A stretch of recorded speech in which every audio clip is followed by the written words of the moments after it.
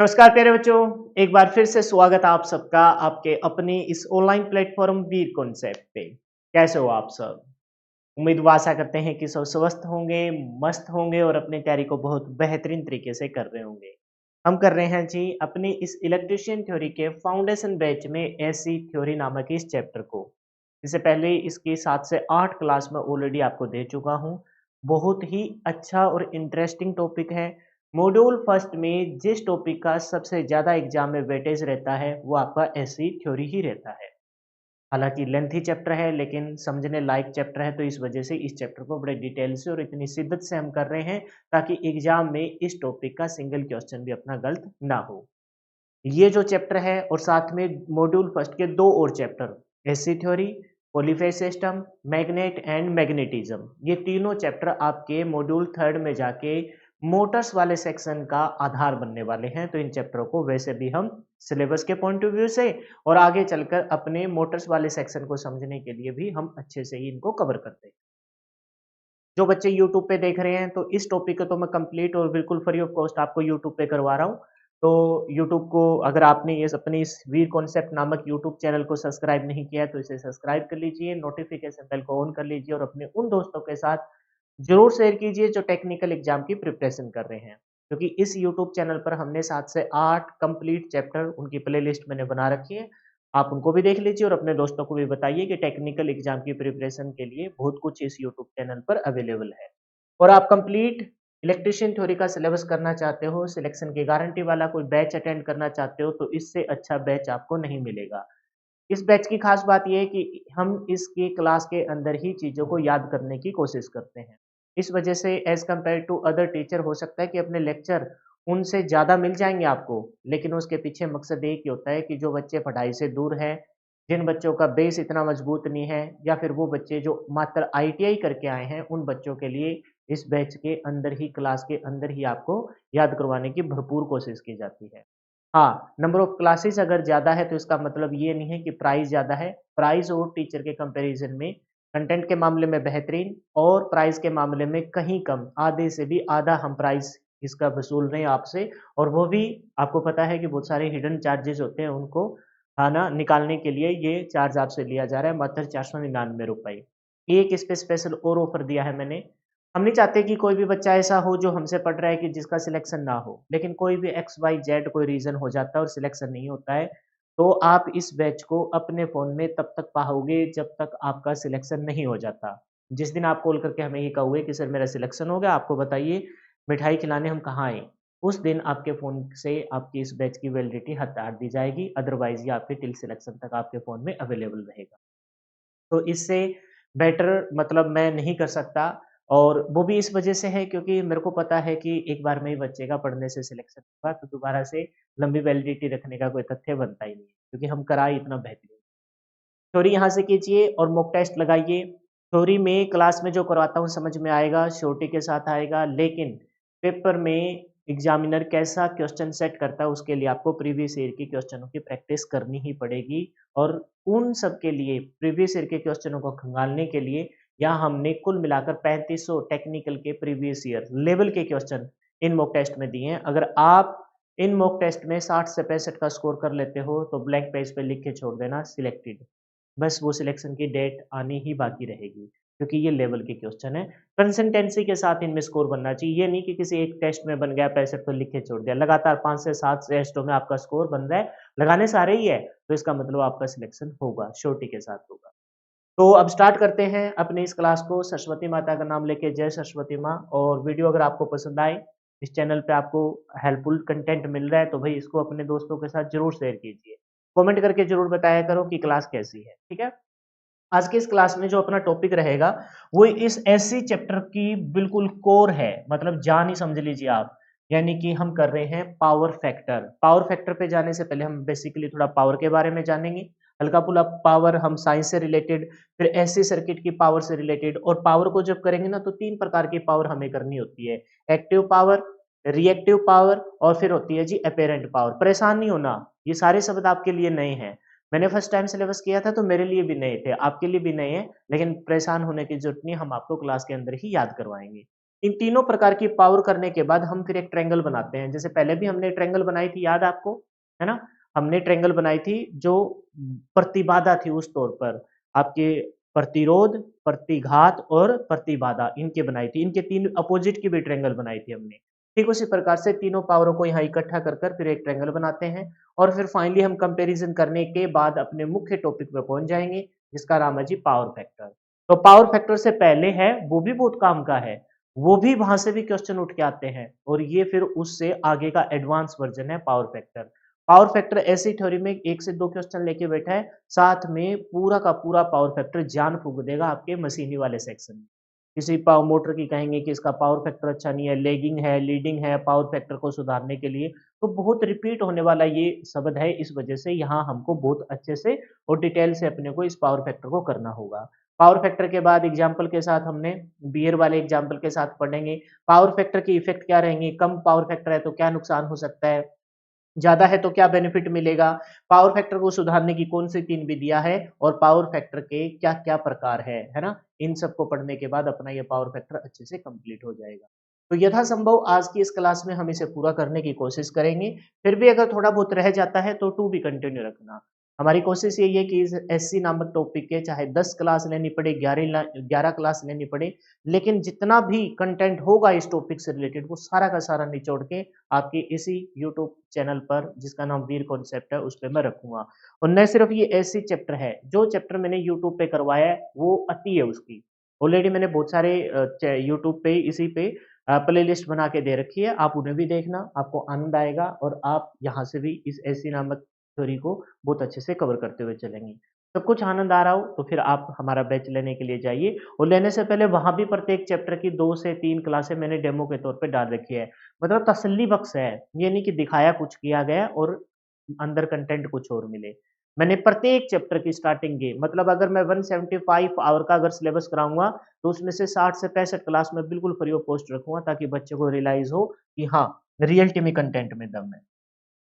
तो अब स्टार्ट करेंगे अभी पावर। हमें एक साइंस में पावर हम पढ़ते हैं डीसी नामक थ्योरी में हमने भी पढ़ा था डीसी चैप्टर में कि भाई कार्य करने की दर को हम पावर कहते हैं। कार्य करने की दर को हम पावर कहते हैं। यहाँ ऐसी परिपथों में जो पावर रहेगी वो भी कार्य करने की दर ही रहेगी एक प्रकार की। लेकिन कार्य क्या कार्य होता है? किसी भी इलेक्ट्रिक सर्किट में कार्य क्या होगा? कार्य ये होगा कि कोई जो उपभोक्ता युक्ति है वो उसका उपभोग करे। उपभोग करेगी तो वो ऊर्जा के तौर पर है ना खपत करेगा। ऊर्जा को खपत करेगा। जैसे प्रतिरोध क्या करता है? विद्युत ऊर्जा को ऊष्मा के तौर पर नष्ट करता है। तो वो उसकी पावर है वो उसकी, एक प्रकार की रियल पावर है, एक्टिव पावर है। तो हमें यहाँ पावर को साइंस वाले से रिलेट करके जस्ट स्टार्ट करना है और फिर हमें अपने मेन टॉपिक पे आ जाना है ऐसी परिपथ की पावर। और ऐसी परिपथ की पावर पे जाने के बाद हम 3 प्रकार के पावर को अच्छे से पढ़ेंगे। क्लियर है? ध्यानपूर्वक पढ़ेंगे। परेशान होने की जरूरत नहीं है कि आगे वो इतने हैवी शब्द है कैसे याद होंगे। जो मैं यहाँ अब बता रहा हूँ ना उस पे फोकस करना, थोड़ा-थोड़ा मैं ऐड करते चलूँगा और जब एक टाइम आएगा कि पूरा कंप्लीट चैप्टर होगा तो आपके इस ज़हन में, खोपड़ी में अच्छे से एक-एक चीज़ सेट हो जाएगी। पहले हम पढ़ते हैं पावर। पावर मतलब कि आपकी शक्ति। साइंस वाले पावर में हमने देखा है कार्य करने की दर, यानी कि कोई भी पावर को अगर आप साइंस वाले से उठा के लेके आते हो तो हमने उस पावर को ऐसे बोला होता है कि power is equal to work upon में टाइम होता है।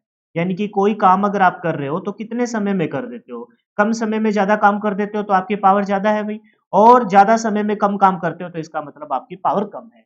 यानी कि पावर इज इक्वल टू होता है वर्क अपॉन में टाइम, यानी कि कार्य करने की दर को हम क्या कहते हैं जी? शक्ति कहते हैं।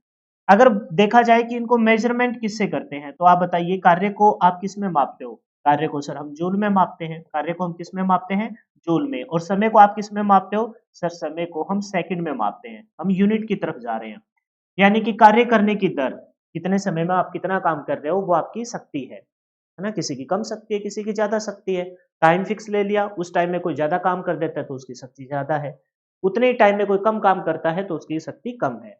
ठीक है, तो इसको हमने मापा जूल पर सेकंड में। अगर मैं कहूं कि इस पावर की यूनिट बताओ, अगर मैं कहूं कि बताइए भाई साहब इस पावर की यूनिट बताइए, तो हम क्या कहेंगे कि पावर की जो यूनिट है, पावर की जो यूनिट है वो क्या बन जाएगी? वो एक यूनिट तो यहाँ हमने वर्क अपॉन में टाइम से निकाल ली और वो क्या बनेगी? जूल पर सेकंड। क्या बनेगी जी? जूल प्रति सेकंड। ये हमने निकाली है कार्य करने की दर।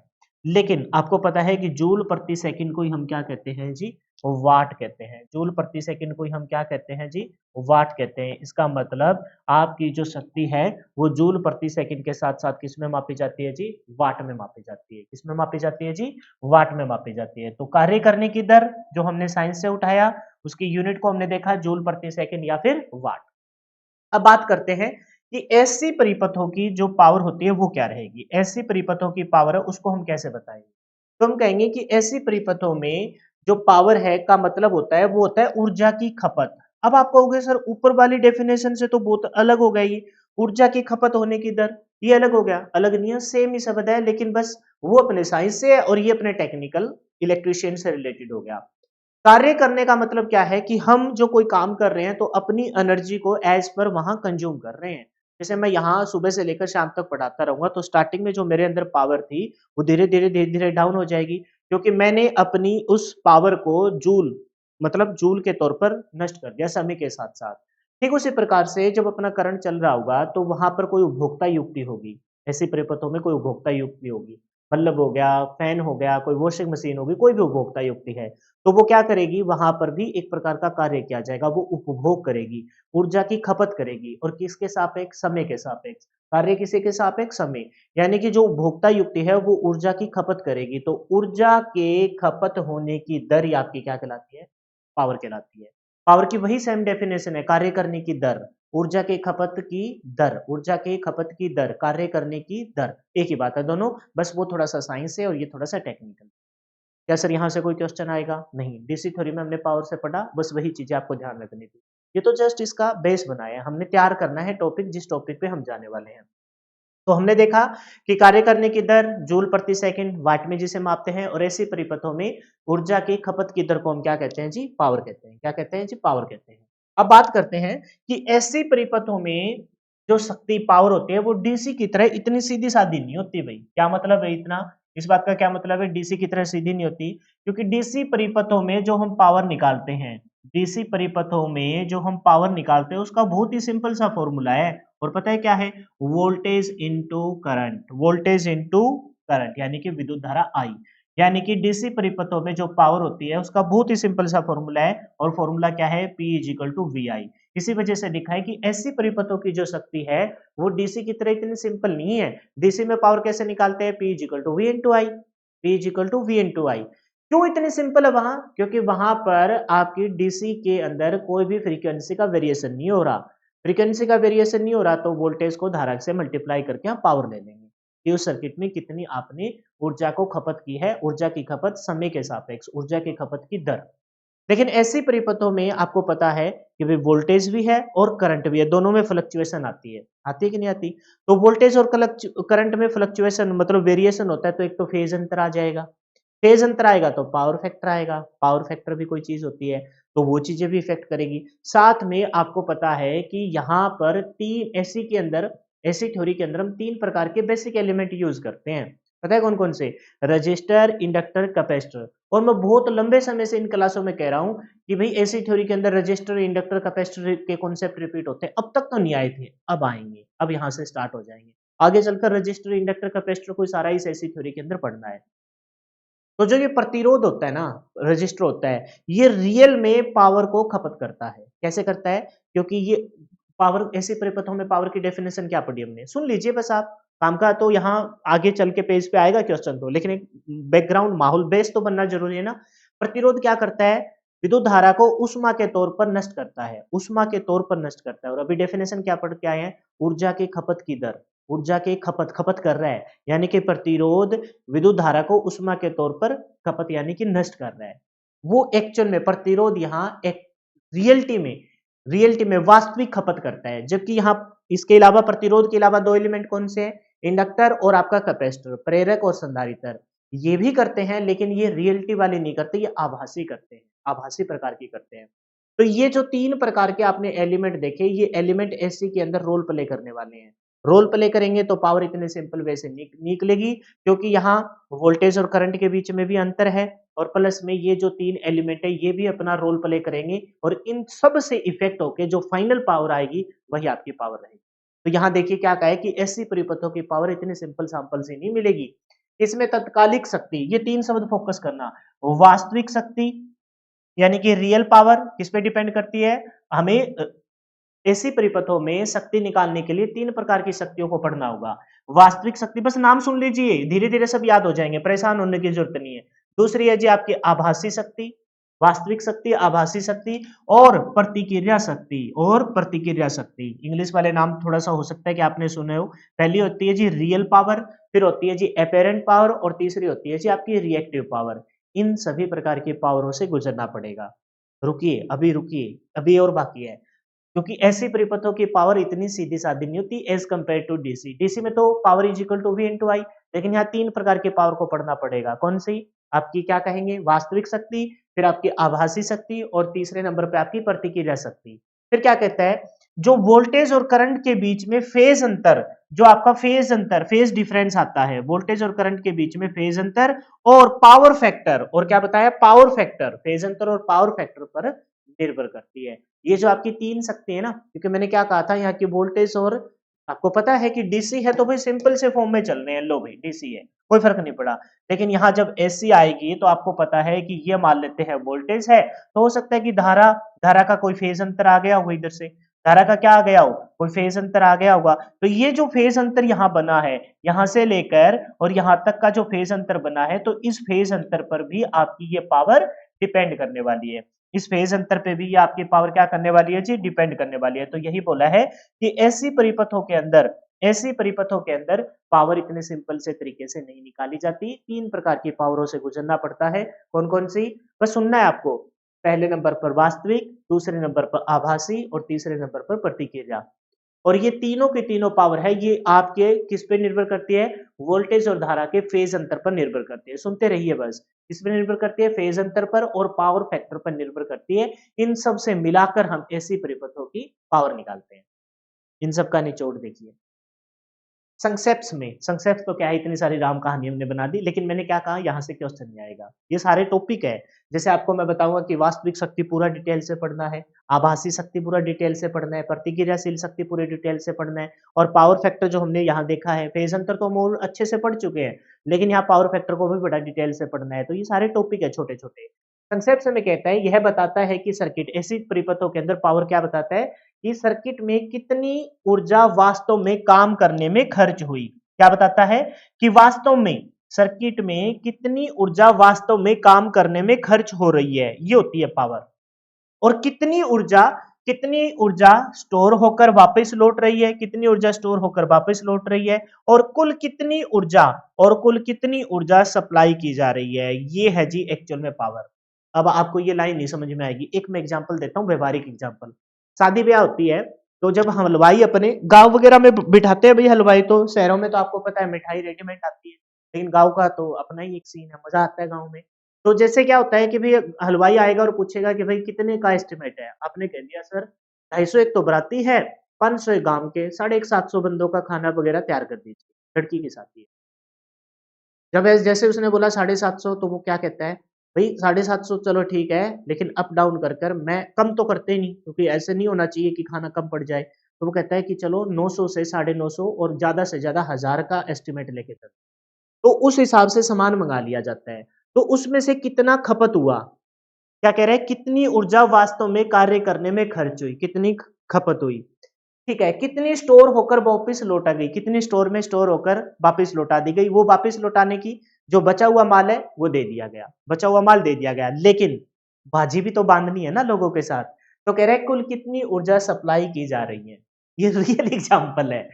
आप बता दो रियलिटी में ये पावर नहीं है क्या, उस बंदे की पावर, मतलब उसने कितनी ऊर्जा खपत कर दी। तो क्या होता है, बहुत सारा एस्टिमेट लेके चलते हैं, उसमें से उसमें से रियलिटी में खाना तो 750 का, कितने हुए, 700 हुए, 750 हुए, 800 हुए, 100 800 हुए। तो रियलिटी में कितनी ऊर्जा वास्तव में काम करने में खर्च होगी, उसमें से जो एस्टिमेट बनाया कितना तो वहां खर्च हो गया।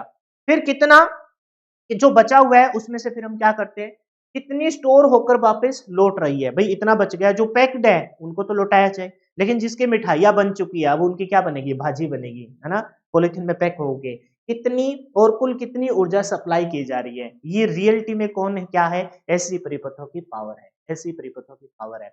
दोनों पेजों का अगर निचोड़ा निकाला जाए तो पावर क्या है, कार्य करने की दर जूल प्रति सेकंड वाट रहती है। ऐसी परिपथों में पावर का मतलब होता है ऊर्जा की खपत की दर, कार्य करने की दर ही ऊर्जा की खपत की दर हो जाती है। फिर हमने देखा डीसी में तो बड़ी सिंपल सैंपल है, P इक्वल टू VI होता है। ऐसी परिपथों में तीन प्रकार की पावर, आपने इसके बारे में क्यों नहीं बताया? अरे इसके बारे में हम ऑलरेडी पढ़ चुके हैं। इंस्टेंटेनियस वैल्यू, तत्कालिक, मैंने कहा था ये शब्द नहीं लिया जाता, मेरे से बोला नहीं जाता। वहां हमने बताया था ना कि इंस्टेंटेनियस यानी कि तत्कालिक धारा का भी मान है, वोल्टेज का मान है, दोनों को मल्टीप्लाई कर देंगे तो तत्कालिक शक्ति आ जाएगी। तत्कालिक शक्ति मतलब P is equal to V into आई।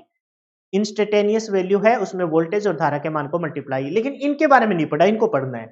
तो किसके, वास्तविक शक्ति, आभासी शक्ति और प्रतिक्रिया शक्ति, है ना। प्रतिक्रिया शक्ति जैसे कई रूप होते हैं और ये जो रूप है वो धारा और वोल्टेज, वोल्टेज और धारा के फेज अंतर पर और पावर फैक्टर पर निर्भर करते हैं। फिर हमने निचोड़ निकाला कि एक्चुअल में ऐसी परिपथों की जो पावर होती है वो क्या बताता है कि कितनी ऊर्जा वास्तव में खर्च कर दी, कितनी ऊर्जा स्टोर होकर वापस लौटा दी, और कहता है कि कुल कितनी ऊर्जा सप्लाई की जा रही है।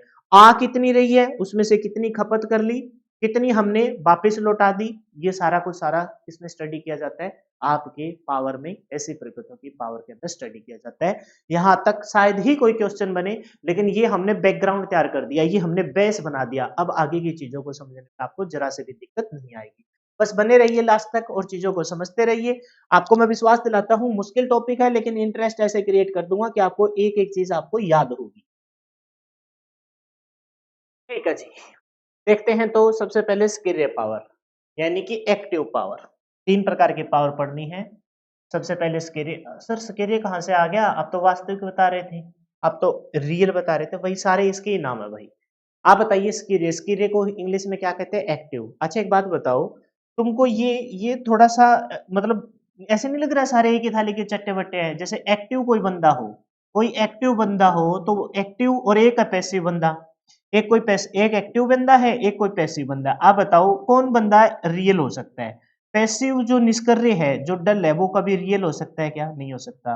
तो एक्टिव पावर जिसे हम सक्रिय पावर कहते हैं, वो हम क्या कहेंगे, रियल पावर कहेंगे। इसी को हम क्या कहेंगे जी, रियल पावर कहेंगे। रियल मतलब हिंदी में क्या होता है, वास्तविक। रियल का मतलब हिंदी में क्या होता है, वास्तविक होता है। सब कुछ लिखा पड़ा है, बस मैं एक बार माहौल बना रहा हूँ। एक्टिव कोई बंदा हो, कोई एक्टिव होता है, एक पैसिव होता है। एक्टिव होता है वही क्या होता है, रियल। रियल को हिंदी में क्या कहते हैं, वास्तविक। तो एक्टिव यानी कि जो आपकी सक्रिय पावर है वही आपकी वास्तविक पावर है, और इन्हीं को हम बोलते हैं एवरेज पावर। इन्हीं को हम क्या बोलते हैं जी, एवरेज पावर। क्योंकि जो एक्टिव है, एक्टिव मतलब देखो आप एक बात बताओ, किससे आप रिजल्ट निकालना चाहोगे, एक्टिव से निकालना चाहोगे या पैसिव से? भाई आप यही देखोगे, जो एक्टिव है उसमें कोई उतराव चढ़ाव आया कोई बात नहीं, पैसिव, पैसिव तो डल है, उसका क्या रिकॉर्ड लेना। एक्टिव है जो हर टाइम एक्टिव है, कोई मान लो कोई एक्टिव बंदा है, हर रोज ग्राउंड में 5 बजे जाता है सुबह उठ के, चाहे सर्दी हो चाहे गर्मी हो। अब वो एक्टिव है तो भाई हमें पता है कि हर रोज 5 बजे जाता है। चलो इस वीक का रिकॉर्ड देखते हैं। वो 5 1 पे गया, वो 5 2 पे गया, वो 4 58 पे गया, वो 4 59 पे गया, वो 5 पे गया, वो 5 3 पे गया, वो 5 बजे गया। अब इसका हम क्या निकाल लेंगे, औसत निकाल लेंगे। क्योंकि और एक पैसिव है, हर रोज 7:30 बजे सर्दी रहे 7:30 बजे उठा, उसका कोई औसत निकाला जाएगा नहीं। तो क्या बोलेंगे, जो एक्टिव है वही रियल है और उसी की एवरेज निकाली जाएगी। तो तीनों शब्द आपको पकड़ लेने हैं। क्या बोलेंगे, कौन कौन से शब्द पकड़ने हैं? एक तो सर जो एक्टिव है वो रियल है, और जो रियल है उसी का हम क्या निकालेंगे, एवरेज निकालेंगे। तो ये सब किसके नाम है, ये नाम है जी आपके एक्टिव पावर के। एक्टिव यानी सक्रिय, सक्रिय पावर को ही हम क्या कहते हैं, सक्रिय पावर को हम रियल पावर कहते हैं। इस शब्द को पकड़ दो, रियल। रियल बोले या ट्रू बोले, रियल बोले या ट्रू बोले, ठीक है। सर जो एक्टिव है वही रियल है, और रियल वाले की हम क्या निकालते हैं सर, एवरेज निकालते हैं। अब इनके हिंदी नाम देख लो, तो हिंदी वाले नाम है ना वो ज्यादा पर्सनल में, लेकिन हमने लिंक बना लिया इंग्लिश वालों से। तो जो सक्रिय पावर होती है उसी को हम क्या कहते हैं जी, वास्तविक शक्ति। वास्तविक यानी कि रियल शक्ति, रियल मतलब वास्तविक, और एवरेज मतलब उसी को हम क्या कहते हैं जी, औसत पावर कहते हैं। तो सक्रिय, वास्तविक और औसत ये तीनों एक ही मतलब, एक ही है, गंगाधरी शक्तिमान है। अच्छा, वास्तविक, आपको पता है ऐसे परिपथों में एक्चुअल में मैच चल रहा है ना साथ साथ, तो शाम का टाइम है ना, रिकॉर्ड कर रहा हूँ, ड्यूटी पे आया था 2 दिन से, थोड़ा सा चला गया था, इस वजह से मतलब क्लास नहीं ले पाए। तो अभी मैच देख रहे हैं। तो मैं क्या कह रहा था, मैं ये कह आपकी पढ़ाई भी बहुत ज़्यादा सीरियस मोड पे चल रहा हूँ मैं, ऐसे मत सोचना आप, लेकिन बीच-बीच में स्कोर तो देखना, एटलीस्ट वी आर इंडियन। तो हम क्या कह रहे हैं कि भई जो रियलिटी में ऐसी परिपथों में खपत कौन करता है? 3 एलिमेंट हमें पढ़ने होते हैं। डीसी के अंदर रजिस्टर, इंडक्टर, कैपेसिटर का कोई कॉन्सेप्ट ही नहीं है। डीसी में क्योंकि कुछ भी नहीं आएगा। कहाँ तो वोल्टेज के प्रवाह को रोकना है, कहाँ धारा के विरोध करना है, कुछ है ही नहीं वहाँ। वहाँ तो सीधी फ्रीक्वेंसी में 0 फ्लक्चुएशन, 0 हर्ट्ज की फ्रीक्वेंसी। एसी के अंदर है तो एसी के अंदर 3 एलिमेंट आ जाते हैं, रजिस्टर, इंडक्टर, कैपेसिटर। आप बताओ रजिस्टर, इंडक्टर, कैपेसिटर में रियलिटी में पावर की खपत कौन करता है? सर इंडक्टर और कैपेसिटर है वो तो विरोध करते हैं, धारा परिवर्तन का विरोध इंडक्टर करता है, विभव परिवर्तन का विरोध संधारित्र करता है, और दोनों ही ऊर्जा को संग्रहित करते हैं। लेकिन विरोध करते हैं, विरोध के सेंस में हमने इनको विलन मान रखा है, लेकिन एक रियल में विलन, विलन का सबसे बड़ा, विलनों में विलन सबसे बड़ा बाप कौन था? अमरीश पुरी। तो अमरीश पुरी कौन है? यहाँ पर आपका प्रतिरोध है। तो प्रतिरोध यहाँ विद्युत धारा को ऊष्मा के तौर पर नष्ट करता है। इस वजह से प्रतिरोध के द्वारा जो ऊर्जा की खपत की जाती है वो आपकी रियल एक्टिव, है ना, रियल एक्टिव और या फिर एवरेज पावर ही खपत की जाती है। यही पॉइंट यहाँ लिख रखा है कि प्रतिरोध द्वारा, क्योंकि विलनों में विलन सबसे बड़ा विलन कौन है? आपका अमरीश पुरी। तो रजिस्टर, इंडक्टर, कैपेसिटर में सबसे बड़ा खतरनाक कौन है? प्रतिरोध। हमने माहौल बनाया है लेकिन तीनों का यूज है, हल्के में मत लेना इनको। अमरीश पुरी क्या इंसान नहीं थे, है ना, फिल्मों में एक्टिंग करते थे, इंसानियत तो उनकी हीरो नाम से भी ज्यादा अच्छी थी। ठीक है, तो प्रतिरोध द्वारा खपत शक्ति, प्रतिरोध द्वारा जो शक्ति की खपत की जाती है वो कौन सी होती है? प्रतिरोध के द्वारा जो शक्ति की खपत की जाती है, खपत शक्ति, वास्तविक शक्ति खपत, वास्तविक शक्ति कहलाती है। प्रतिरोध के द्वारा जो शक्ति की खपत की जाती है वो आपकी वास्तविक शक्ति, यानी कि वास्तविक में रियलिटी में जो शक्ति की खपत कोई कर रहा है वो आपका प्रतिरोध कर रहा है। तो प्रतिरोध द्वारा खपत वास्तविक शक्ति कहलाती है। बोलो क्लियर है क्या? अच्छा, प्रतिरोध के द्वारा खपत हो रही है तो प्रतिरोध का किया क्या जा रहा है? उसका उपभोग किया जा रहा है। तो पढ़ के देखिए, यह प्रत्यावर्ती परतों में खपत या उपभोग की जाने वाली शक्ति है। प्रतिवर्ती प्रत्यावर्ती परतों में, परिपथों में, यानी कि ऐसी परिपथ में खपत या उपभोग की जाने वाली शक्ति है। प्रति जो आपके एसी सर्किटों में हम पावर निकाल रहे हैं तो उसमें ये क्या की जाने वाली, उपभोक्ता युक्ति के द्वारा उपभोग की जाने वाली खपत है। बोलो यहां तक कोई समस्या?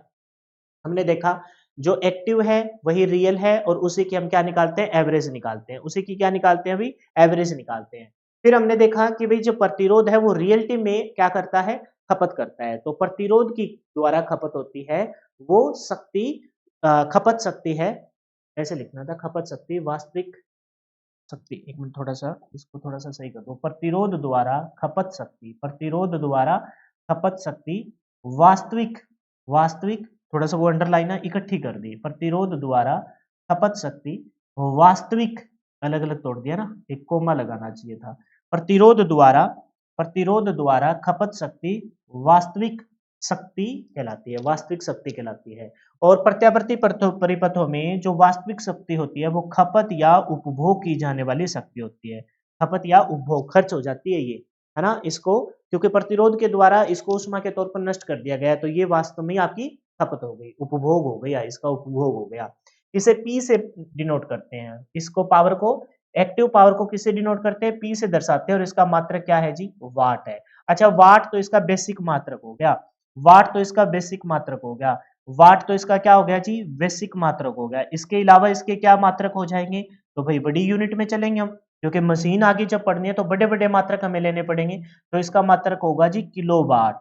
क्या होगा जी? किलोवाट। इससे बड़ा सर किलो के बाद होता है जी मेगावाट, इसका बड़ा मात्रक क्या हो जाएगा?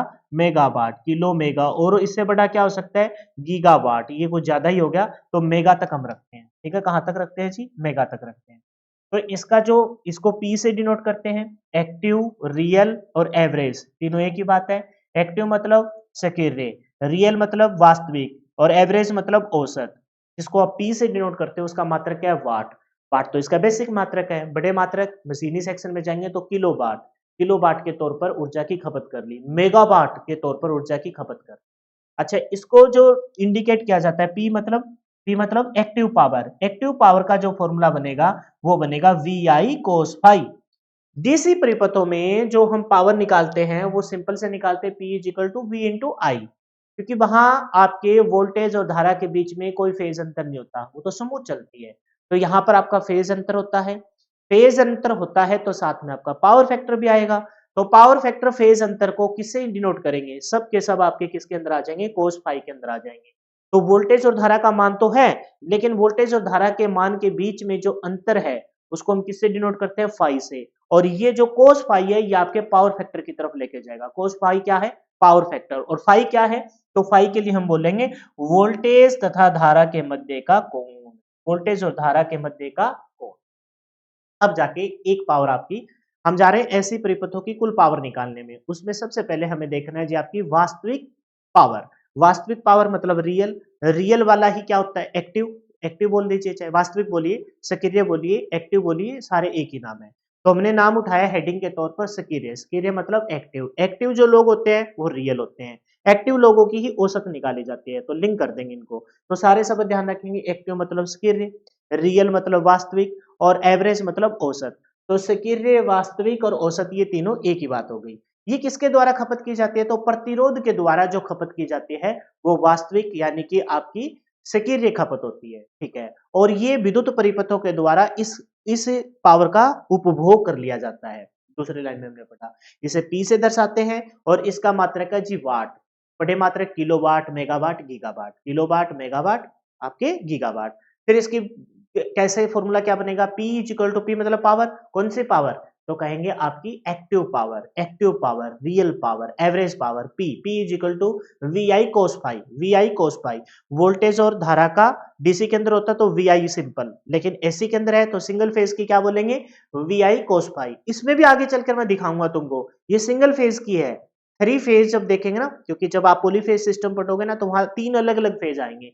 सिंगल फेज में VI cos फाई, लेकिन तीन फेज हो, आर वाई वी तीन फेज हो तो पावर बन जाएगी three V I cos phi. लेकिन three V I cos phi है वो आपकी फेज के अकॉर्डिंग, लाइन के अकॉर्डिंग हो जाएगा √3 वी आई कोस फाई। लेकिन अब इतना हैवी लोड नहीं लेना दिमाग, सिंपल ध्यान रखेंगे। एक्टिव पावर का formula P equal to V I cos phi, और फाई क्या है, वोल्टेज और धारा के बीच में कोण का अंतर यानी कि फेज डिफरेंस।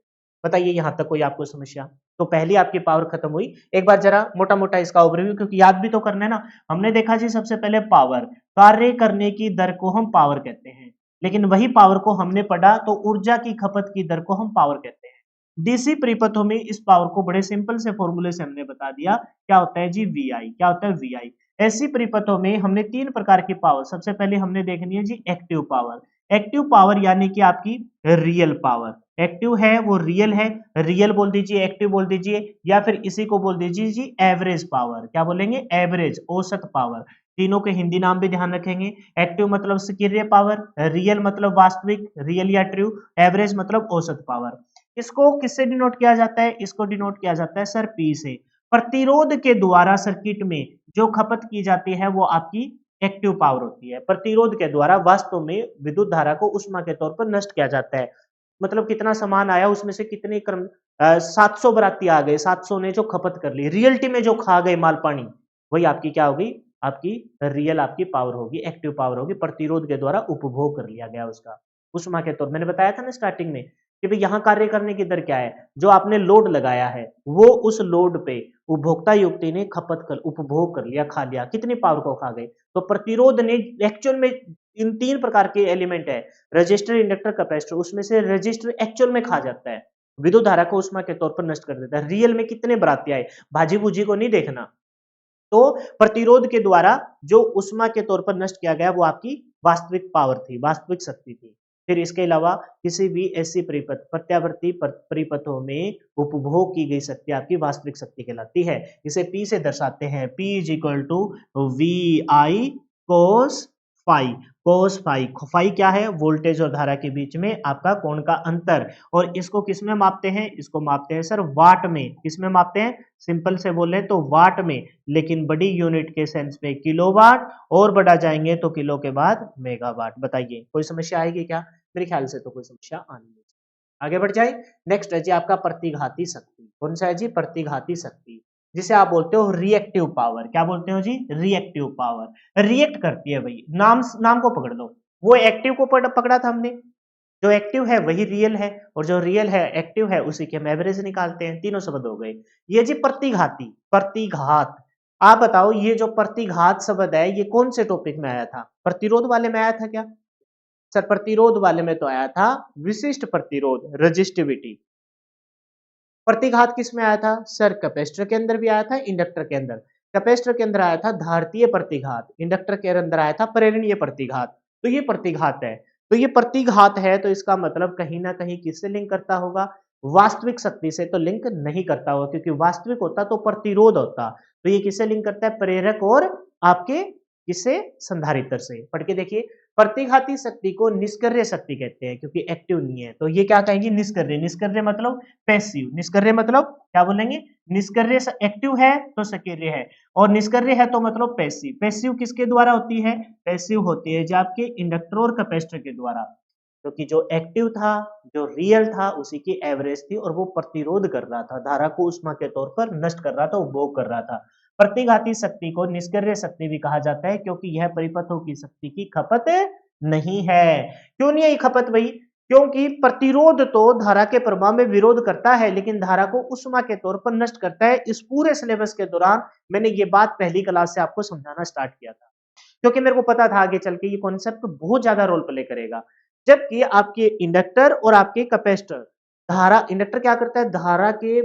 प्रवाह में धारा के प्रवाह में एक प्रकार का विरोध तो डालता है। कैसा? कि धारा के परिवर्तन में विरोध करता है। संधारित्र क्या करता है? विभव परिवर्तन में विरोध करता है। विरोध तो कर रहे हैं, कहीं ना कहीं ऊर्जा की खपत तो कर रहे हैं, लेकिन वो रियलिटी वाले नहीं है। यानी कि जो बराती वास्तव में आए थे वो आपके प्रतिरोध थे, तो जो माल पानी खा गए। अब जो भाजी जाएगी, है ना, जो कुछ माल पानी बच गया वो कुछ तो स्टोर को लौटा दिया जाएगा, स्टोर करके परिपथ को वापस दे दी जाती है, और कुछ एक भाजी साथ में बांधी जाएगी। तो जो प्रतिरोध था वो बराती आए हैं जिन्होंने खा लिया। अब ये जो बच गए उसमें से हमें डिसाइड करना है कि कौन सा माल पानी हमें स्टोर वाला वापस लौटाना है और कौन सा भाजी के साथ लपेटना है। तो प्रतिघाती शक्ति निष्क्रिय शक्ति यानी कि पैसिव शक्ति कहलाती है क्योंकि यह परिपथ की शक्ति खपत नहीं करती।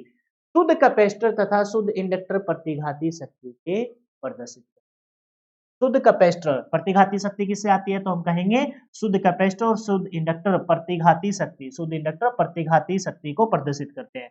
बताइए, वास्तविक शक्ति रियल, एक्टिव और आपकी एवरेज शक्ति किसके द्वारा प्रदर्शित की जाती है? प्रतिरोध के द्वारा। और प्रतिघाती शक्ति शुद्ध प्रेरक, शुद्ध संधारित्र के द्वारा प्रदर्शित की जाती है। यह शक्ति परिपथ में आगे और पीछे बहती रहती है, आगे अप डाउन अप डाउन, अर्थात यह परिपथ में दोनों दिशाओं में चलती रहती है। यह स्वयं पर प्रतिक्रिया करती है, स्वयं पर प्रतिक्रिया करती है, इस वजह से इसे प्रतिक्रियाशील शक्ति कहते हैं।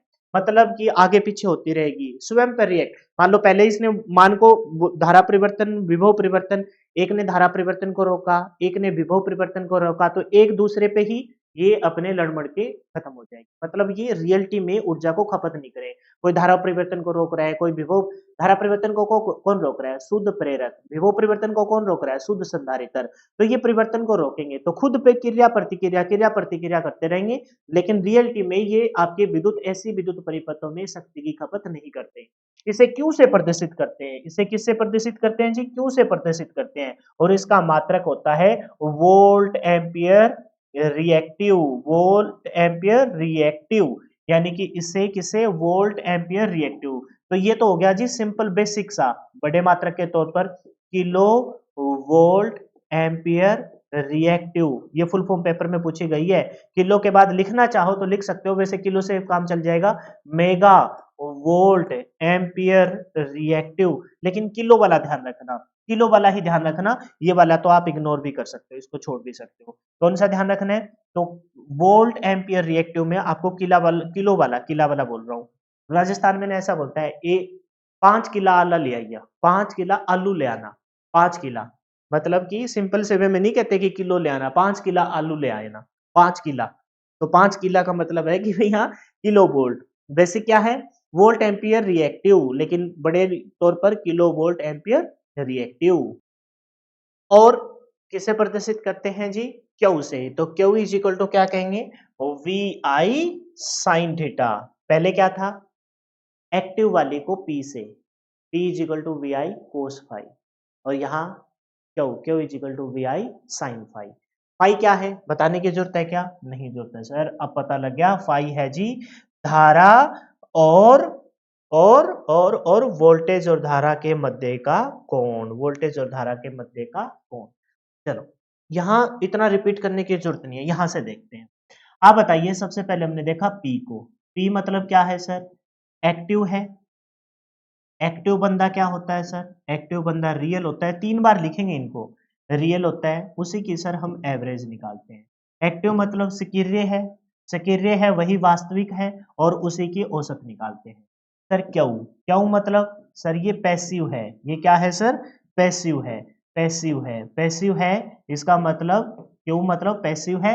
पैसिव यानी कि आभासी है, आभासी है, आभासी है, आभासी है। आभासी है तो मतलब क्रिया प्रतिक्रिया, क्रिया और प्रतिक्रिया। आभासी, आभास हो रहा है इसको, कभी वोल्टेज को कंट्रोल कर रहा है, कभी धारा को कंट्रोल कर रहा है, तो क्रिया प्रतिक्रिया कर रहा है, प्रतिक्रिया कर रहा है, क्रिया और प्रतिक्रिया कर रहा है। बताइए लिंक हुआ कि नहीं हुआ? भाई जो पैसिव है, एक्टिव नहीं है, पैसिव है। एक्टिव होता है तो वो रियल होता है, पैसिव है तो वो आभासी, आभास हो रहा है उसको। कैसा आभास हो रहा है? क्रिया प्रतिक्रिया, क्रिया प्रतिक्रिया, क्रिया प्रतिक्रिया का।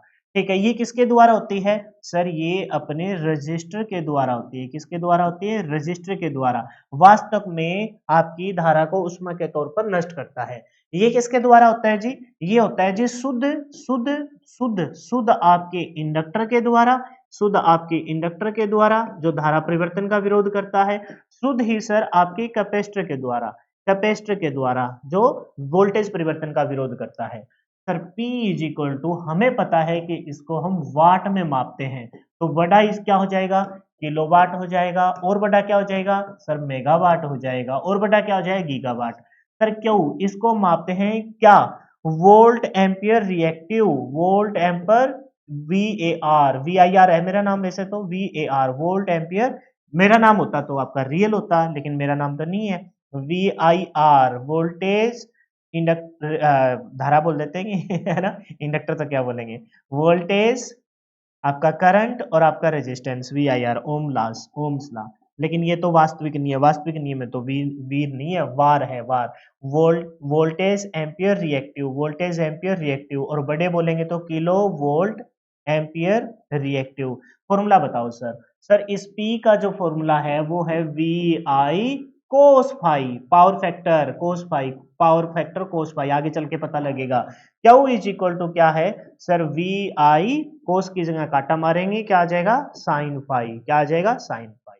बताइए क्लियर है? एक बार जब तीसरी और कर लेंगे ना तो तीनों को इकट्ठा रिवाइज कराऊंगा, तीनों को इकट्ठा रिवाइज कराऊंगा। बताइए प्रतिघाती शक्ति अच्छे से समझ में आया? सबसे पहले बताइए कौन सी थी? एक्टिव। दूसरी है जी आपकी पैसिव, एक्टिव पैसिव। ठीक है, तीसरी है जी आभासी, आभास होता रहता है, आभास होता रहता है। तो बोलता है कि आभासी शक्ति, अपेरेंट पावर। आभासी शक्ति मतलब अपेरेंट पावर, आभासी शक्ति मतलब अपेरेंट पावर, आभासी मतलब अपेरेंट पावर। हिंदी में अपेरेंट को अपेरेंट लिखे दे देता है कभी कभार, आभासी नहीं लिखता। प्रतिरोध व प्रतिघात, प्रतिरोध शुद्ध प्रतिरोध, प्रतिघात मतलब, प्रतिघात मतलब शुद्ध इंडक्टर शुद्ध कैपेसिटर द्वारा खपत शक्ति आपकी आभासी शक्ति कहलाती है, आपकी आभासी शक्ति कहलाती है। ठीक है, प्रत्यावर्ती परिपथ में धारा एवं वोल्टेज के गुणनफल को आभासी शक्ति कहते हैं। धारा और वोल्टेज के गुणनफल को क्या कहते हैं जी? आभासी शक्ति कहते हैं। यानी कि आभासी शक्ति ऑलमोस्ट शक्ति आपकी डीसी परिपथों के बराबर है। डीसी परिपथों की शक्ति क्या थी? P is equal to V I, P is equal to V I. DC परिपथों में शक्ति को कैसे निकालते हैं? P is equal to V I. जबकि यहाँ आभासी शक्ति हम कैसे निकालेंगे? आभासी शक्ति हम निकालेंगे जी आपकी वोल्टेज, वोल्टेज और धारा के मल्टीप्लाई से। तो सर ये सेम ही कैसे हो गया? तो भाई सेम नहीं है, वहां पर आपकी मल्टीप्लाई हो रही है जो ऐसा वोल्टेज जिसकी फ्लक्चुएशन नहीं है, ऐसा करंट जिसकी फ्लक्चुएशन नहीं है, लेकिन यहाँ तो आपकी फ्लक्चुएशन है, आपकी फ्लक्चुएशन है। तो आभासी शक्ति क्या है? आभासी शक्ति आपके प्रतिरोध, प्रतिरोध को पता है, शुद्ध प्रतिरोध को ऐसे शो किया जाता है एक्स एक्सिस पे, प्रतिघात को ऐसे शो किया जाता है आपके वाई एक्सिस पे, और इन दोनों का रिजल्टेंट होता है, इन दोनों का जो रिजल्टेंट होता है वो होती है आपकी आभासी शक्ति। ये पता है क्या है? आगे चल के सब आएगा। ये वी आई कोस फाई है, वी आई कोस फाई है। ये क्या है? वी आई साइन फाई है, साइन फाई है। अच्छा कोस फाई से याद आया सर, कोस फाई आपका किसके अंदर होता है सर? पी के अंदर होता है। तो ये है P is equal to sine phi किसके अंदर होता है सर? साइन फाई क्यू के अंदर होता है। अच्छा पी वाला तो सर रियल होता है, पी वाला तो रियल होता है, रियल मतलब वास्तविक। क्यू वाला सर पैसिव होता है, रियल मतलब आभास मतलब क्या कहेंगे इसको, प्रतिघाती होता है। और जो इन दोनों के रिजल्टेंट से आया, इन दोनों के रिजल्टेंट से आया वो होता है सर आपका आभासी। वो क्या होता है जी? आपका आभासी। तो ये सारी चीजें आएगी, बस थोड़ा थोड़ा थोड़ा थोड़ा मैंने कहा था ऐड करते हुए चलेंगे। तो इसे एस से प्रदर्शित करते हैं। इसे किससे प्रदर्शित करते हैं जी? एस से प्रदर्शित, एस से दर्शाया जाता है और इसका मात्रक होता है जी वोल्ट एम्पियर। क्या होता है जी? Volt ampere. बताइए मात्रक क्या होगा? तो हम कहेंगे वोल्ट एम्पियर। लेकिन ये तो छोटा मात्रक है, बड़े मात्रक के तौर पर किलो वोल्ट एम्पियर। और वो क्या था? Volt ampere reactive. क्या था? Volt ampere reactive, VAR। यहाँ पर आर हट जाएगा तो क्या बोलेंगे? Volt ampere, volt ampere. और बड़े मात्रक के तौर पर क्या कहेंगे? Kilo volt ampere, kilo volt ampere. Simple सा फॉर्मूला है S is equal to V I, S is equal to V I. ठीक है, तीनों शक्तियां खत्म होगी, तीनों को अगले पेज पर रिवाइज करेंगे। उससे पहले छोटी सी एक बात, ट्रांसफॉर्मर और अल्टरनेटर जो मशीनी सेक्शन है, क्योंकि ये मशीनी सेक्शन के कॉन्सेप्ट है जो सारे के सारे वहां रिपीट होंगे। ट्रांसफॉर्मर व अल्टरनेटर की रेटिंग आभासी शक्ति से प्रदर्शित की जाती है। मोस्ट इंपोर्टेंट बात है, एक नंबर का क्वेश्चन है, ट्रांसफॉर्मर और अल्टरनेटर की रेटिंग बताइए किससे रिप्रेजेंट की जाएगी? तो हम कहेंगे आभासी शक्ति। जो अभी ऊपर देखो दिखाई दे रही है आभासी शक्ति, यानी कि किसमें? वोल्ट एम्पियर में। आभासी शक्ति जिसे एस से प्रदर्शित करते हैं, वोल्ट एम्पियर। ठीक है, आभासी शक्ति से प्रदर्शित की जाती है। जबकि घरेलू उपकरण, जितने भी घरेलू उपकरण हैं, जितने भी आपके डीसी जनरेटर, डीसी जो आपका जनरेटर है, DC motor, DC generator, DC motor, इनकी जो आपकी शक्ति है ना, वो किसमें? वास्तविक शक्ति में रिप्रेजेंट। वास्तविक शक्ति क्यों होती है इसके अंदर? क्योंकि भाई इनके अंदर, सबके अंदर धारा को उष्मा के तौर पर नष्ट करने वाला प्रतिरोध मौजूद होता है। तो कहेंगे ट्रांसफॉर्मर अल्टरनेटर की तो किसके द्वारा? आभासी शक्ति के द्वारा। दो, ये दो शब्द पकड़ दो, ट्रांसफॉर्मर अल्टरनेटर। ट्रांसफॉर्मर और अल्टरनेटर आपकी आभासी, क्योंकि आभासी कुछ ना कुछ फिर भी लॉस है लाइन का। प्रतिक्रिया जो है, प्रतिक्रिया जो भी पढ़ के आया पिछला, है ना, जो पैसिव है, निष्क्रिय है, वो तो कोई ऊर्जा की खपत करता ही नहीं, तो उसका प्रयोग कहीं नहीं। किसका होगा? वास्तविक शक्ति का। वास्तविक शक्ति किसके द्वारा? प्रतिरोध के द्वारा। तो वास्तविक शक्ति घरेलू में, घरों में जितने भी है, तो हम कहते हैं ना भाई इसमें लाइन लॉस हो गया, इसमें ये हो गया, उष्मा के तौर पर नष्ट हो गई। तो घरेलू उपकरण है या डीसी मोटर है, डीसी जनरेटर है, उसके अंदर जो धारा को उष्मा के तौर पर नष्ट करता है वो प्रतिरोध होता है। तो यही बोला है कि घरेलू उपकरण, डीसी जनरेटर, डीसी मोटर में वास्तविक शक्ति प्रदर्शित होती है। और जो आपका ट्रांसफॉर्मर और आपका अल्टरनेटर है, वहां पर वास्तविक तो हमने घरेलू में यूज कर ली, घरेलू मोटरों में यूज कर ली, डीसी मोटर, डीसी जनरेटर में। अच्छा, प्रतिक्रिया वाली कहीं यूज ही नहीं होती, प्रतिक्रिया वाली कहीं यूज नहीं होती, तो बच गई कौन सी? आभासी। आभासी कहाँ यूज होगी? ट्रांसफॉर्मर और आपका अल्टरनेटर। ट्रांसफर और कहाँ होगी जी? अल्टरनेटर में। अब इन तीनों को एक साथ इकट्ठा रिवाइज करेंगे ताकि अपने जहन में अच्छे से सेट हो जाएंगे, फिर एक ट्रायंगल की तरफ तीनों का ओवरव्यू ले लेते हैं। लेकिन लेने से पहले एक बार थोड़ा सा रिवीजन, एक बार थोड़ा सा रिवीजन मेरे कहने से। इतनी मेहनत की है तो थोड़ा सा बनाते हैं माहौल। प्रतिरोध के द्वारा जो रियलिटी में खपत की जाती है वो वास्तविक, वास्तविक है तो आपकी रियल है, रियल है तो एक्टिव है, एक्टिव है तो एवरेज है। तीनों नाम साथ में याद रखें। तो और यही आपके विद्युत प्रत्यावर्ती परिपथों में रियलिटी में उपभोग की जाने वाली पावर है। पी से प्रदर्शित करते हैं। पी है तो वाट में, वाट में मेजर किया जाता है तो kilowatt, watt, kilowatt, megawatt. P is equal to V I cos. अच्छा, तीन सीक्वेंस में याद कर लेना। पहले वास्तविक से पाला पड़ा, फिर प्रतिक्रिया से, फिर आभासी से। तो वास्तविक को वी आई कोस पाई, पाई के बारे में बताने की जरूरत नहीं है। फिर है प्रतिघाती। प्रतिघाती ये शब्द है आपके शुद्ध संधारित्र और शुद्ध प्रेरक से संबंधित। तो वहां पर आपकी निष्क्रिय होती है, निष्क्रिय है तो इसका मतलब आपकी कौन सी है? प्रतिघाती। प्रतिघाती निष्क्रिय, और प्रतिघाती निष्क्रिय है तो क्रिया प्रतिक्रिया चलेगी, क्रिया प्रतिक्रिया चलेगी, यानी कि रियलिटी में यहाँ पर कोई भी पावर खपत नहीं होगी। ठीक है, क्रिया प्रतिक्रिया चलेगी। अच्छा, इसको किस में मापेंगे?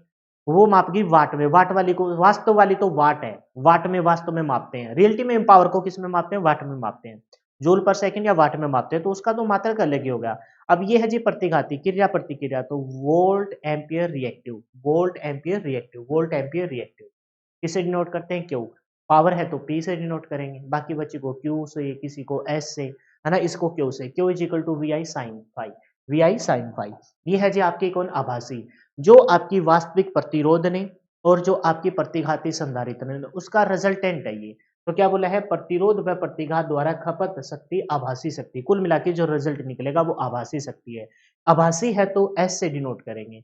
वो वोल्ट एम्पियर रिएक्टिव था, इसमें वोल्ट एम्पियर और वोल्ट एम्पियर को किलो वोल्ट एम्पियर से भी शो किया जा सकता है। अच्छा ट्रांसफॉर्मर, अच्छा घरेलू उपकरण में रियलिटी में ही पावर खपत होती है, उपभोक्ता युक्ति है, देखो कितनी सारी लाइटें मैंने ऑन कर रखी है, तो ये भी खपत हो रही है। तो घरेलू उपकरणों में, तो घरेलू में मोटर भी चलती है, तो डीसी मोटर, डीसी जनरेटर, ठीक है, में रियलिटी में वास्तव में खपत होती है। अब बच गया कौन, ट्रांसफॉर्मर। हमें ट्रांसफॉर्मर से क्या मतलब है, हमें आपके किससे, आपके अल्टरनेटर से, हमें तो बस अपने घरों में आ रही है उससे मतलब है, भाल बना रहे हैं। तो ट्रांसफॉर्मर और अल्टरनेटर में आभासी शक्ति। अब आइए, रिपीट करने की कोई जरूरत खास पड़ेगी क्या, बताइए जरा, या करूं, एक बार लिख देता हूं, चलो एक बार लिख देते हैं। बताइए, तीन प्रकार की लिखिए, तीन प्रकार की लिखते हैं। सबसे पहले हम देखते हैं एक्टिव, अब की बार थोड़ा साफ साफ सा लिखूंगा। जो एक्टिव पावर है, वो एक्टिव वाले को ही हम क्या कहते हैं, एक्टिव पावर को वाले बंदा ही क्या होता है जी, रियल बंदा होता है। एक्टिव पावर वाला, एक्टिव जो बंदा होता है वही रियल होता है। अच्छा, जो एक्टिव बंदा है उसी की हम क्या निकालते हैं जी, एवरेज निकालते हैं। क्या निकलते हैं जी, एवरेज। तो ये तीनों ही किसके नाम है, तीनों ही एक ही पावर के नाम है। एक्टिव मतलब तो हम क्या कहेंगे, सक्रिय। एक्टिव है तो क्या कहेंगे जी, सक्रिय पावर कहेंगे, सक्रिय शक्ति कहेंगे। अच्छा, रियल है तो वास्तविक शक्ति कहेंगे, रियल है तो क्या कहेंगे जी, वास्तविक शक्ति कहेंगे। अच्छा, एवरेज है तो हम क्या कहेंगे, औसत कहेंगे। एवरेज है तो हम क्या कहेंगे जी, औसत कहेंगे। पहले तीनों के नाम निपटा के चलते हैं, तीनों के नाम हम निपटा लेते हैं। अच्छा फिर बताओ, दूसरे नंबर पर हमने पढ़ा, दूसरे नंबर पर सर हमने जो पढ़ा है वो कौन से जी, क्रिया प्रतिक्रिया, क्रिया प्रतिक्रिया यानी कि प्रतिघाती, प्रति प्रतिघाती शक्ति, प्रतिघाती शक्ति। अच्छा, प्रतिघाती शक्ति है, प्रतिघाती शक्ति है तो इसका मतलब एक्टिव है या पैसिव है, तो सर हम कहेंगे उसे क्या, हिंदी वाले नाम पकड़ लेते हैं इधर, उसको हम कहेंगे क्या सर, वो निष्क्रिय है, निष्क्रिय है। अच्छा, निष्क्रिय है कि निष्क्रिय है तो किससे आते होंगे, ये भी पता लग गया। फिर एक बात और पता लगी सर, निष्क्रिय है, क्रिया प्रतिक्रिया में रह जाते हैं, क्रिया प्रतिक्रिया, प्रतिक्रिया में रह जाते हैं, तो ये तीनों एक ही शब्द। अच्छा, इन दोनों का रिजल्टेंट जो निकलेगा वो कौन से निकलेगी जी, आपकी आभासी, आभासी शक्ति, आभासी शक्ति। तो ये अपनी तीन आपकी शक्ति हमें कवर करनी थी। अच्छा, इसको बताओ किससे डिनोट करोगे, ये डिलीट कर दूंगा वहाँ पे, सारा कुछ लिखा ही पड़ा है। सर इसको पी, रियलिटी में पावर पी से होती है। अच्छा, इसको किससे, सर इसको क्यू से। अच्छा, इसको किससे, सर इसको हम एस से बताएंगे। अच्छा सर, ये जो होती है उसका फॉर्मूला है V I cos five, power factor इधर से ही आता है। यहाँ जो आपका फॉर्मूला रहेगा क्यू का, वो क्या रहेगा सर, वी आई, बोलिए, कोस को गोली मारिए, ओ सॉरी गोली नहीं मारनी, वो तो पावर फैक्टर है साइन फाइव, और यहाँ क्या आ जाएगा, यहाँ आएगा सर वी आई डीसी परिपथ। इसको किस में मापते हैं, रियल पावर को सर हम वाट में मापते हैं, रियल पावर को वाट में मापते हैं। इसको किस में मापेंगे, सर वोल्ट एम्पियर रिएक्टिव में मापेंगे। इसको किस में मापेंगे, सर वोल्ट एम्पियर में मापेंगे, ठीक है। अच्छा, ये किसके द्वारा होती है सर, ये प्रतिरोध के द्वारा होती है। ये किसके द्वारा होती है सर, ये आपके क्रिया प्रतिक्रिया है वो आपकी इंडक्टर और आपके शुद्ध इंडक्टर शुद्ध कैपेसिटर के द्वारा होती है। सर इन दोनों का रिजल्टेंट किसके अंदर होता है, इसी के। अच्छा, अब यहां से अब तुमको एक बात और मैं बताता हूं, शुद्ध प्रतिरोध में, शुद्ध प्रतिरोध में धारा विभव के बराबर होती है। कल की क्लास में, अगली जो क्लास रहेगी ना उसमें मैं बताऊंगा शुद्ध प्रतिरोध। शुद्ध प्रतिरोध होगा ना तो धारा और विभव एक ही लाइन पे चलेंगे, वोल्टेज भी इसी लाइन पर और धारा भी इसी लाइन पर, यानी कि पावर फैक्टर जीरो हो जाता है। तो शुद्ध प्रतिरोध की लाइन ये है, एक्स एक्सिस के पैरेलल। अच्छा, एक्स एक्सिस के पैरेलल है शुद्ध प्रतिरोध। प्रतिरोध कौन सी पावर को खपत करता है, रियल पावर को, तो उस एक को पकड़ लो। तो एक्स एक्सिस पे जो लाइन होगी वो रियल पावर होगी, एक्स एक्सिस पे लाइन होगी वो रियल पावर होगी, ऐसे याद करेंगे। शुद्ध प्रतिरोध में धारा और विभव का मान क्या होता है, समान होता है। यहाँ से आपने पढ़ा था ना, ओम्स लॉ ने क्या बताया था, किसी भी बंद डीसी विद्युत परिपथ में, है ना, किसी भी प्रतिरोध के सिरों के विभवांतर का अंतर धारा उस पर अप्लाई की गई विद्युत धारा के समानुपाती होता है। ये पढ़ा था कि नहीं पढ़ा था, बिल्कुल पढ़ा था। फिर ये समानुपाती के साइन को हटाया तो आर, है ना, आर आ गया था V is equal to I into R, I into R. तो शुद्ध प्रतिरोध, प्रतिरोध को हटा दो, शुद्ध प्रतिरोध है मतलब प्रतिरोध को हटा दो, तो वोल्टेज किसके समान आ जाएगा, वोल्टेज समान आ जाएगा जी आपके किसके, धारा के। तो एक ही लाइन पे आ जाते हैं, एक ही लाइन पे आ जाते हैं, एक ही लाइन पर आएंगे, है ना। नीचे से कुछ एक्स्ट्रा चीज थी मैंने हटा रखी है इधर से, एक ही लाइन पे आ जाएंगे। जब एक लाइन पर आएंगे तो एक ही लाइन पर जब आएंगे, एक ही जब लाइन पर आएंगे तो नॉर्मल सी बात है कि भाई वो जो परिपथ बनेगा वो कैसा परिपथ बनेगा, वो परिपथ बनेगा जी, वो लाइन कौन सी बनेगी, वो बनेगी शुद्ध प्रतिरोध। और शुद्ध प्रतिरोध किस पे होगा, तो कहेंगे एक्स एक्सिस की लाइन पे होगा। किसकी लाइन पे होगा, एक्स एक्सिस। तो एक्स एक्सिस पे क्या है जी, रियल पावर, रियल पावर। अच्छा, क्रिया प्रतिक्रिया, क्रिया प्रतिक्रिया वो किस पे होगी, रिएक्टिव पावर। हिंदी में नाम लिख देता हूं ताकि आपको कोई कंफ्यूजन ना हो। यह है जी रियल पावर। थोड़ा सा पीडीएफ को ऊपर कर, ठीक है। ये क्या है जी, रियल पावर। रियल पावर मतलब क्या कहेंगे, रियल मतलब क्या, वास्तविक।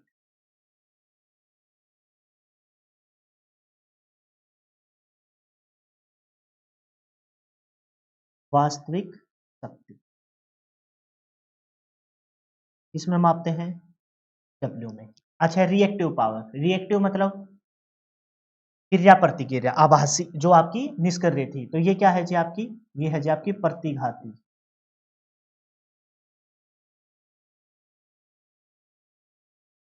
और इन दोनों का रिजल्ट या आपके शुद्ध संधारित्र के द्वारा, या आपके शुद्ध प्रेरक और शुद्ध सॉरी, ये शुद्ध प्रतिरोध के द्वारा, गलत बोल दिया, शुद्ध प्रतिरोध के द्वारा, ये शुद्ध संधारित्र और शुद्ध प्रेरक के द्वारा, इन दोनों का रिजल्टेंट क्या मिलेगा, अपेरेंट पावर, यानी कि आभासी शक्ति।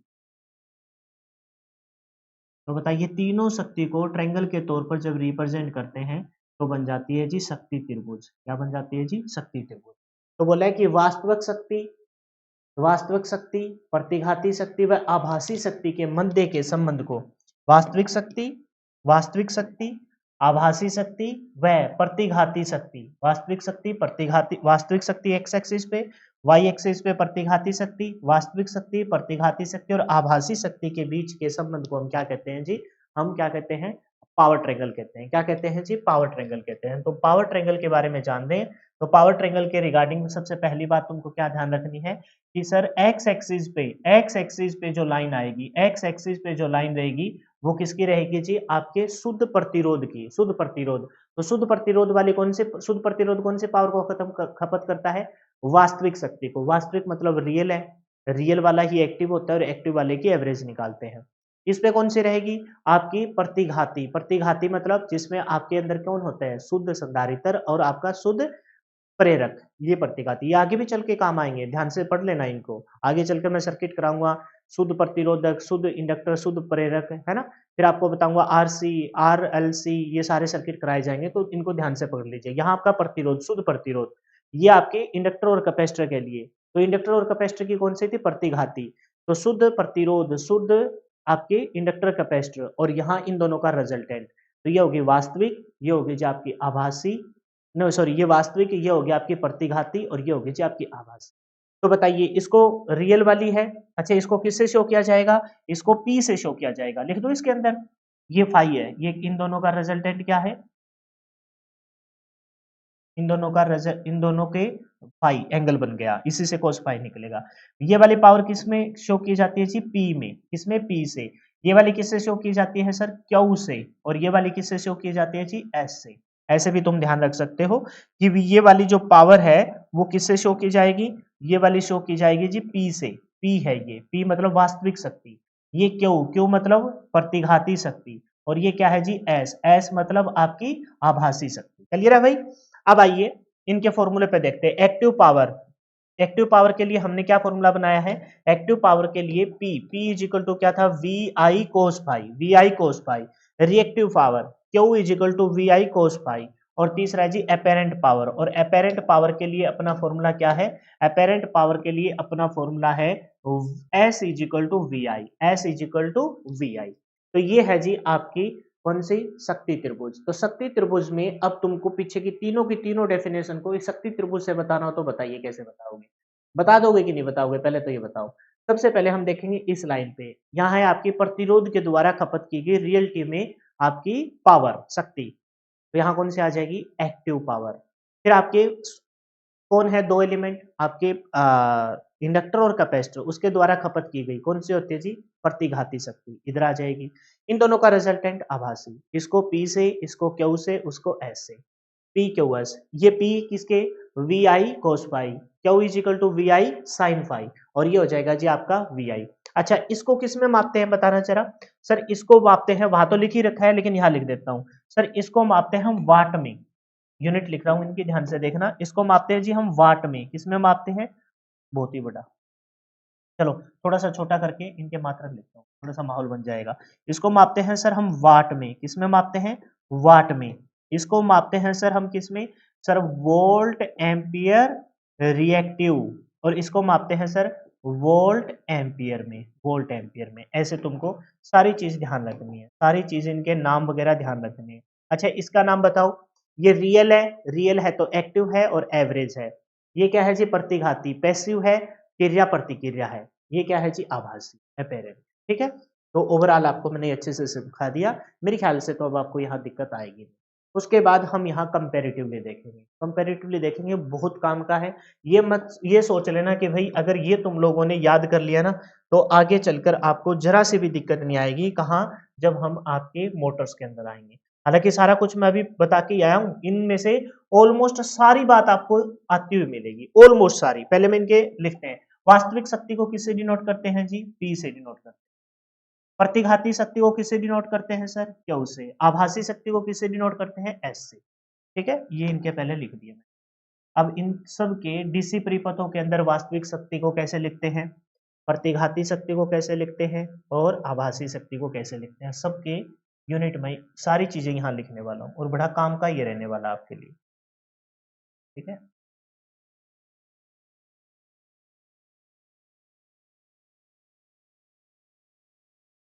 एक बार मैं ये बना दूं, फिर वन बाय वन करके लिख दूंगा सारा।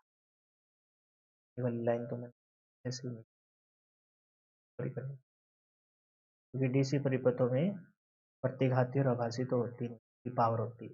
ठीक है, अभी बना देता हूँ इसको। पहले मैं ये बना लेता हूँ टेबल, ठीक है, ताकि आपका टाइम खराब ना हो। देखिए भी, डीसी परिपथों में जो वास्तविक शक्ति है, जिसे आप पी कहते हो, जिसे आप क्या कहते हो, पी, उसका जो फॉर्मूला है, बताने की जरूरत है क्या अब आपको। तो P इज इक्वल टू क्या हो जाएगा, P इज इक्वल टू हो जाएगा sir VI, voltage into current, कोई साथ में चीज नहीं आएगी। अच्छा, वास्तविक शक्ति हो गई। अब एक बात बताओ, क्या इसके अलावा डीसी परिपथों में कोई चीज होती है क्या, नहीं होती। तो बताइए, क्या प्रतिघाती शक्ति होगी, क्या आभासी शक्ति होगी, क्या सर आभासी शक्ति होती है सर, प्रतिघाती और वास्तविक शक्ति का रिजल्ट है। ठीक है, सिंगल फेज, सिंगल फेज में आपको मैंने बताया था, सिंगल फेज में और थ्री फेज में अंतर है। सिंगल फेज में एक फेज की जो पावर होती है P, P is equal to, अच्छा एक काम करते हैं, एक थोड़ी सी चीज मैं तुमको बताता हूँ। प्रतिघाती शक्ति होती नहीं, तो प्रतिघाती शक्ति होती नहीं, इसका मतलब क्यू जीरो होती है, क्योंकि आपके कौन नहीं होता, आपका इंडक्टर और कैपेसिटर होता नहीं, तो इसको जीरो लिखेंगे।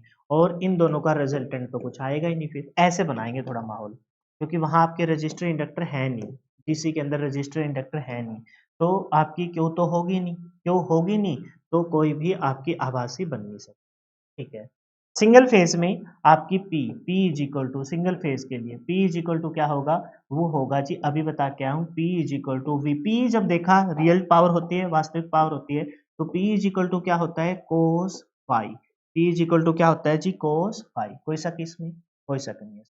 ठीक है, यहाँ क्या होता है, यहाँ होता है P is equal to sir V I, बोलिए कोस की जगह क्या आ जाएगा, कोस को गोली मार देंगे, गोली क्या मारेंगे सर, आगे चलकर यही आपका पावर फैक्टर है, sine five, V I sine five. और यहाँ क्या बच गया सर, यहाँ बच गया क्या, आभासी। तो एस इज इक्वल टू, एक मिनट रुक जाइए, गलती हो जाती, ब्लंडर हो जाता, गलती नहीं बोलते उसे, ब्लंडर था ये, क्या वो है ये आभासी शक्ति, ये है जी एस, और एस इज इक्वल टू यहाँ क्या होगा, वी आई। अब आप कहोगे सर ये वी आई तो दो जगह मैच हो गया, भाई वहां पर वोल्टेज और धारा की कोई फ्लक्चुएशन नहीं होती, यहाँ और यहाँ में बहुत फर्क। ठीक है, थ्री फेज में आ जाइए। अब थ्री फेज में भी दो प्रकार से हम इसे रिप्रेजेंट करेंगे। एक रिप्रेजेंट करेंगे जी आपकी फेज की। अब आप कहोगे सर ये तो हमें नहीं समझ में आएगा, तो भाई परेशान होने की जरूरत नहीं है, जब चैप्टर आएगा तो मैं सिखाऊंगा ना तुमको। एक तो बताएंगे जी फेज की, एक इसकी बताएंगे फेज की, और एक बताएंगे लाइन की। बस थोड़ा सा फर्क है, बाकी पॉलीफेज सिस्टम में इसको ही डिटेल से बताया गया है। फेज की बताई जाएगी तो क्या बताएंगे, फेज की बताएंगे थ्री वी आई कोस, एक फेज की ये है V I cos pi, 3 phase की ये हो जाएगी। लेकिन लाइन जो होगा, लाइन जो फेज होगा वो क्या हो जाएगा, √3। ये फेज के लिए है, यहां लिखना चाहो तो यहां इसके नीचे पी लिख सकते हो आप। अब पी का मतलब है यहाँ फेज। अब लाइन फेज क्या है, लाइन क्या है, तो उसके लिए परेशान होने की जरूरत नहीं है। ये जब चैप्टर आएगा ना तब तुमको अच्छे से पता लगेगा, है ना। ये फेज होता है किसी भी एक फेज और न्यूट्रल के बीच की वोल्टेज, फेज वोल्टेज। एक फेज है ना, उसी फेज में से बहने वाली धारा फेज धारा कहलाती है। और साथ में क्या रहेगा, कोस पाई, यानी कि पावर फैक्टर। जब लाइन में आएंगे तो 3 की जगह √3 लिखा जाएगा। यहाँ लाइन वोल्टेज, यहाँ आपका लाइन करंट, है ना। और क्या हो जाएगा, कोस पाई।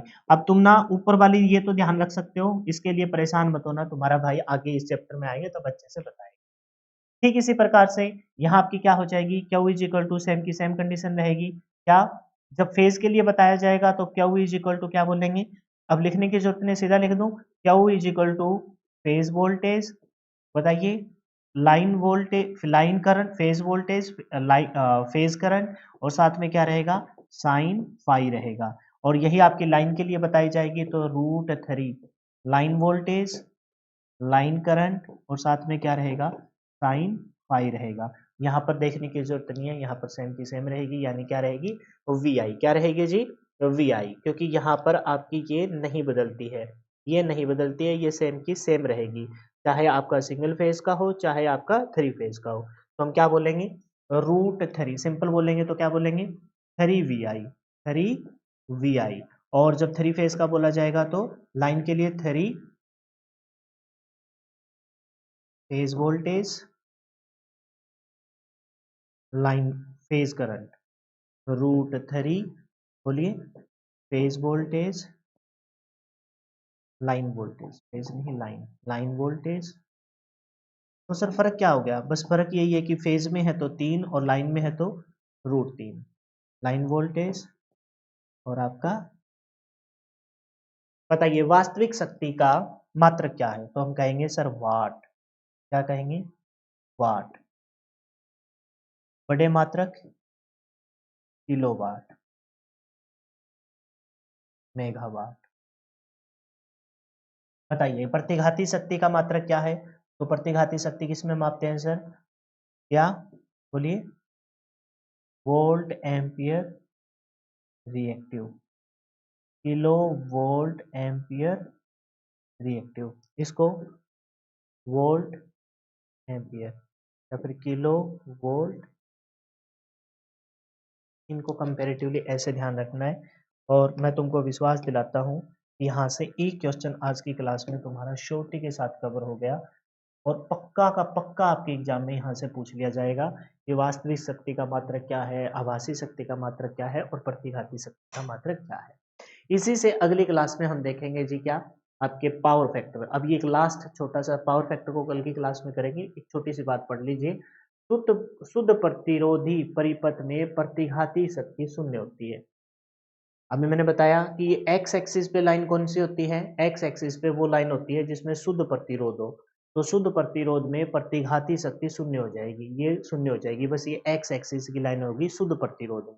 ठीक है, तो जब ये आपकी खत्म हो जाएगी तो ये दोनों, ये लाइन, ये है ही नहीं, ये है ही नहीं, तो ये लाइन इसके ऊपर ही आके पड़ जाएगी, और इसके ऊपर आके पड़ जाएगी तो हम क्या कहेंगे, शुद्ध प्रतिरोध में प्रतिघाती शक्ति शून्य तथा वास्तविक शक्ति अधिकतम, है ना, होती है, वह वास्तविक शक्ति आभासी शक्ति के तुल्य होती है। वास्तविक शक्ति आभासी शक्ति के क्या हो जाती है, तुल्य हो जाती है। तुल्य कैसे हुई बताना जरा, क्योंकि प्रतिघाती शक्ति जो आपका परपेंडिकुलर है वो तो खत्म ही हो गया। भाई कोई आपने आप समझो इस बात को, ये कोई प्रतिरोध था, ये एक आपने ट्रेंगल बनाई, ये लाइन यहां से खत्म कर दो, है ना, आपने एक ट्रेंगल बनाई, अब देखो ये लाइन मैं यहां से खत्म कर दूं, तो ये जो लाइन ऊपर वाली है, क्या ये लाइन इसके ऊपर आके पड़ जाएगी, बिल्कुल पड़ जाएगी। यही बात बोली है कि शुद्ध प्रतिरोधी परिपथ में प्रतिघाती शक्ति, प्रतिघाती मतलब शुद्ध संधारित्र और शुद्ध आपके प्रेरक के द्वारा, वो तो खत्म हो गई, शून्य होती है। तो वास्तविक शक्ति अधिकतम होगी जो आपके प्रतिरोध के द्वारा खपत, क्योंकि रजिस्टर के साथ इंडक्टर कैपेसिटर थे, उन इंडक्टर कैपेसिटर को साइड में कर दिया तो रजिस्टर ने जो खपत किया वही आपकी, और वही सबसे ज्यादा होगी, तो वास्तविक शक्ति अधिकतम होगी और वास्तविक शक्ति आभासी शक्ति के क्या होगी, बराबर हो जाएगी। शुद्ध प्रेरणिक व शुद्ध धारितीय परिपथ में, यानी कि अब प्रतिरोध नहीं है, शुद्ध प्रेरक और शुद्ध संधारित्र है, में वास्तविक शक्ति शून्य होती है, नीचे वाली लाइन शून्य होती है, तथा प्रतिघाती शक्ति अधिकतम होती है।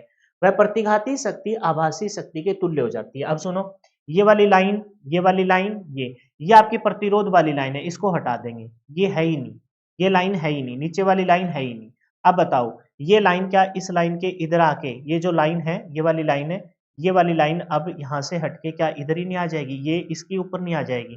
तो इसने यही बोला है कि जब आपका शुद्ध धारितीय हो तो आपकी ये प्रतिघाती शक्ति अधिकतम होगी और प्रतिघाती शक्ति आभासी शक्ति के क्या होगा जी, बराबर होगा। प्रतिघाती शक्ति आभासी शक्ति के क्या हो जाएगी जी, बराबर हो जाएगी। ठीक है, फिर कहता है कि प्रतिघाती शक्ति आभासी शक्ति के क्या हो जाएगी, बराबर हो जाएगी। किसके अंदर तुल्य होती है, तुल्य होती है, किसके अंदर तुल्य होती है भाई, आपके शुद्ध प्रेरकीय और धारितीय प्रति। काम की है ये सिंगल सिंगल लाइन ना पेपर में सीधी आ जाती है। बताइए, शुद्ध प्रतिरोध, शुद्ध प्रतिरोधी परिपथों में वास्तविक शक्ति किसके बराबर होती है, आभासी शक्ति। शुद्ध धारितीय और शुद्ध आपकी प्रेरणीय परिपथों में आप प्रतिघाती शक्ति किसके बराबर होती है, आभासी। तो चाहे नीचे वाली की बात करूं, प्रतिघात प्रतिरोधीय, शुद्ध प्रतिरोधीय में वास्तविक शक्ति आभासी शक्ति के बराबर, शुद्ध धारितीय में आपकी प्रतिघाती शक्ति आभासी शक्ति, दोनों के दोनों आभासी शक्ति के बराबर होंगे। 45 डिग्री के कालांतर पर प्रतिघाती शक्ति तथा वास्तविक शक्ति बराबर होती है। 45 डिग्री के, है ना, 45 डिग्री के कालांतर पर प्रतिघाती शक्ति वास्तविक शक्ति के बराबर होती है।